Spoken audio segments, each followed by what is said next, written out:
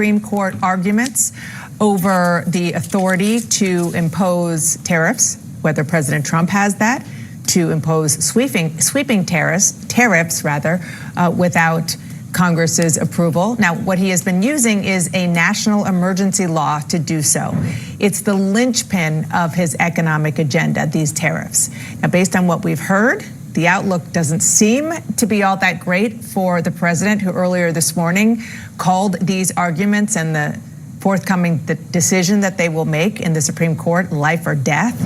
We're going to talk about what we've heard so far with an incredible panel here. Steve Vladeck, I want to start with you.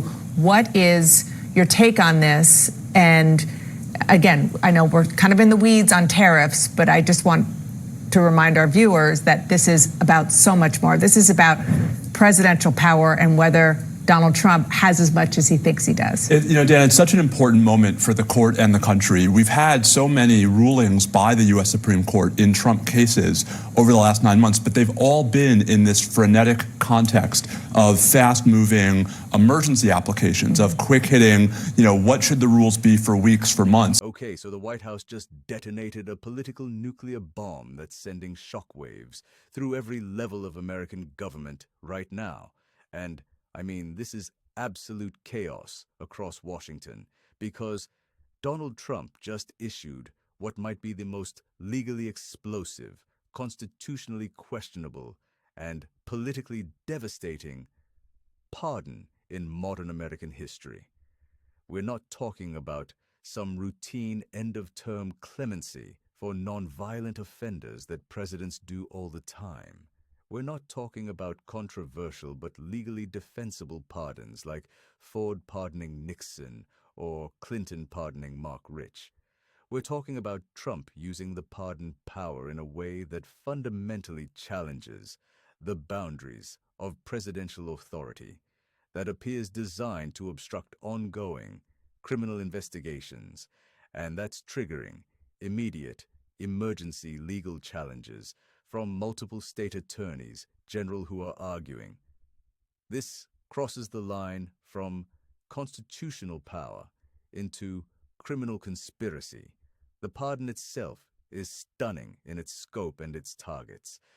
Trump just pardoned everyone involved in the January 6th Capitol attack, including people currently serving sentences for assaulting police officers, including defendants who haven't even been tried yet, including co-conspirators in cases where Trump himself is named as an unindicted co-conspirator.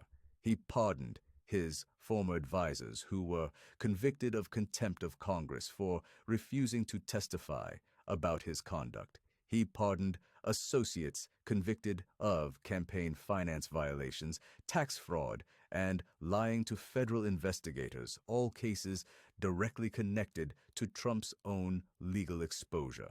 And most explosively, the pardon includes preemptive clemency for family members and close associates for any federal crimes they might have committed during his administration, a blanket protection that legal scholars are saying might not even be constitutionally valid. The reaction has been absolutely devastating and immediate. Democrats in Congress are calling it the most corrupt abuse of presidential power in American history. Republicans are split between those trying to defend it and those staying conspicuously silent because they know defending this publicly would be political suicide. Federal judges, whose courtrooms just got emptied by these pardons, are issuing blistering statements about presidential obstruction of justice. State prosecutors are announcing investigations into whether the pardons themselves constitute criminal conduct, and constitutional law experts across the ideological spectrum are saying this pushes the pardon power into territory the framers never intended, and that might require Supreme Court intervention to resolve. But before we go any further, real quick, let's be honest. You can't really trust mainstream media anymore. That's why we built this channel, to bring you real stories, real context, and no corporate spin. If you want to stay ahead of the headlines, make sure you subscribe to the channel right now. We bring the news straight to you every single day. Just hit the subscribe button below to join us. And if you want to support this work and be part of a community that truly cares about the truth, this is your moment. Subscribe and drop a comment with your take on these pardons. Do you think this is constitutional? Do you think Trump just crossed a line he can't come back from? I want to know what you think happens next. All right, let's get back to the video. Here's what happened, and the timeline of how this went down is absolutely critical to understanding why this is such a crisis.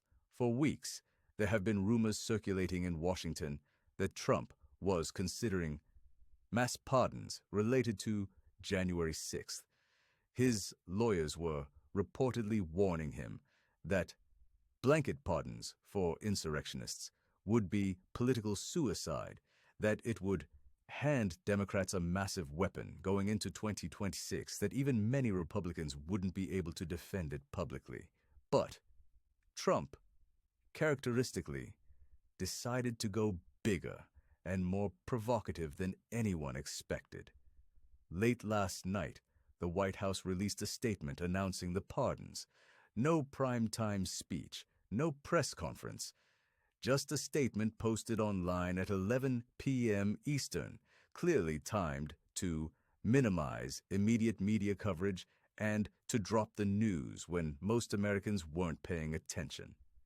The statement itself is remarkable for what it says and what it doesn't say. Trump claims the pardons are necessary to heal the nation, to end what he calls the weaponization of justice against his supporters, and to restore fairness to a legal system he says has been corrupted by his political enemies. The actual pardon documents, which started leaking to reporters within hours, are even more explosive than the statement suggested. The pardons cover more than 1,500 individuals connected to January 6th, including people convicted of assaulting police officers with chemical weapons, people who invaded the Capitol building and destroyed property, people who threatened members of Congress and participated in hunting for lawmakers to attack. These aren't peaceful protesters who got caught up in events. These are people who federal judges described in sentencing as violent extremists who tried to overthrow the government. Trump is giving them full pardons, wiping their records clean, restoring their rights, and essentially declaring that what they did wasn't criminal. But it goes beyond January 6th defendants. The pardons include Steve Bannon, convicted of contempt of Congress for refusing to testify about Trump's conduct. Peter Navarro, also convicted of contempt. Multiple Trump advisors convicted of lying to investigators during the Russia probe. Trump associates convicted of campaign finance violations in the hush money cases. Business partners convicted of tax fraud in cases connected to Trump Organization investigations. The pattern is clear. Anyone convicted of crimes related to Trump, crimes that might implicate Trump, crimes that involve protecting Trump, gets a pardon. And then there's the preemptive pardons, which is where this goes from merely outrageous to potentially unconstitutional. Trump issued what the documents describe as prospective clemency for his adult children, his son-in-law, Jared Kushner, close advisors like Stephen Miller and Kash Patel, and a list of approximately 50 other family members and associates. These preemptive pardons purport to cover any federal crimes these individuals might have committed during Trump's administration, whether or not they've been charged, whether or not investigations are even public. It's a blanket immunity grant that essentially says these people are above federal criminal law for anything they did while Trump was president. Constitutional scholars are immediately saying this is legally dubious at best and completely invalid at worst.